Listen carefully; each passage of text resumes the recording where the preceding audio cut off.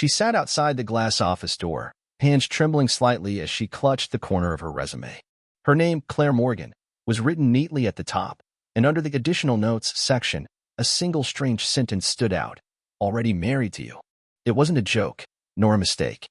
It was a risk. A desperate, heart-led risk. It was the final round of interviews at a prominent advertising firm in downtown Toronto. Out of over 200 applicants, Claire had been the very last to be called in. The receptionist had even told her kindly, "They've almost made up their mind. You're the final one on the list." But she wasn't here just for the job. She was here for him, Ethan Carter. 10 years ago, Claire and Ethan had been inseparable. They met in university. She was studying English literature. He was in business. They weren't supposed to last. Different worlds, different dreams. But love made them bold. They had big plans. Marriage. Starting their own agency. Building something beautiful together. Until Ethan suddenly walked away just months before their wedding, leaving only a letter. "I can't be the man you deserve." Claire never got over him. She tried. She worked odd jobs, traveled, dated. But there was always something missing. A gap that no one else seemed to fill. Until she saw the job listing last week. Creative copywriter, Carter and Reeves Agency. The name hit her like a punch. It was his company. Something inside her clicked. This wasn't coincidence. It felt like the last thread of fate still connecting them. So she applied. She poured her soul into the application, wrote everything truthfully, her experience, her passion. And then, in the notes section, she added what her heart had carried for years, "Already married to you." Now, as the assistant called her in, Claire stood and took a breath so deep it almost cracked her ribs. Inside the office, Ethan sat behind a sleek black desk. His eyes widened when he saw her, like the past had just walked in, wearing heels in quiet pain. For a moment, neither of them spoke.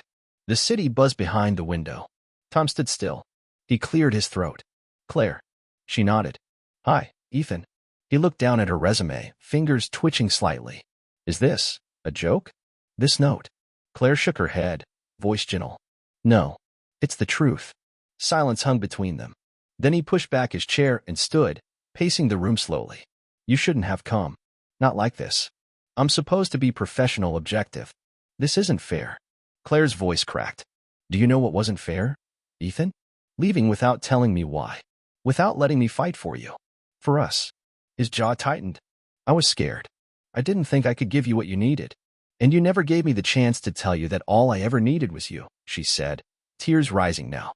"Not the perfect man. Just the one who loved me." Ethan turned, eyes shimmering.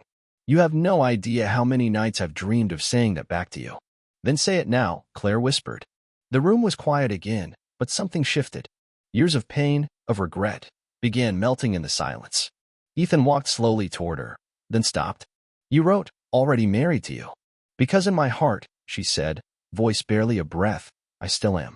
He smiled then, a sad, beautiful, trembling smile. "You're hired," he said softly. "But not for the job." Claire laughed through her tears. "What then?" "For my life. For everything I walked away from." In that glass office, under the weight of old love and new hope, they embraced. It wasn't perfect. There were wounds, time lost, words left unsaid.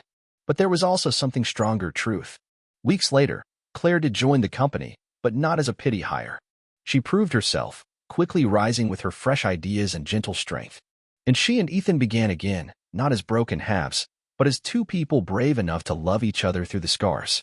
Sometimes, the last candidate isn't the least qualified, she's just the one who never gave up on believing. And sometimes, a single line written from the heart can change everything. In a city as vast as Toronto, amidst towers and traffic and ordinary days, two hearts quietly found their way home again.